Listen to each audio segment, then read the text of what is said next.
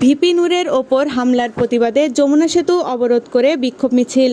সিরাজগঞ্জ শাহজাদপুর প্রতিনিধি মোহাম্মদ শরীফুল ইসলামের ভিডিওচিত্রে বিস্তারিত। সিরাজগঞ্জে ভিপি নূরের ওপরে হামলার প্রতিবাদে যমুনা সেতু অবরোধ করে বিক্ষোভ সমাবেশ করেছে সিরাজগঞ্জ গণঅধিকার পরিষদের নেতৃবৃন্দরা। বিক্ষোভ মিছিলে নেতৃবৃন্দদের বক্তব্যে তারা বলেন, ভিপি নূর আমাদের গণঅধিকার পরিষদের চেয়ারম্যানই নন, তিনি একজন স্বৈরাচার বিরোধী আন্দোলনের সামনে থেকে নেতৃত্ব দেওয়া নেতা। আমাদের ভিপি নূর ভাই, তার ওপরে বারবার হামলা কেন? আমরা তার বিচার চাই।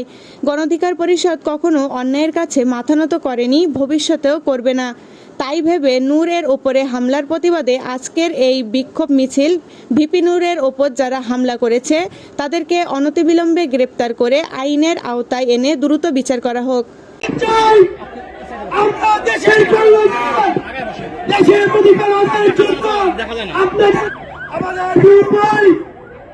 প্রত্যেকটা কথাই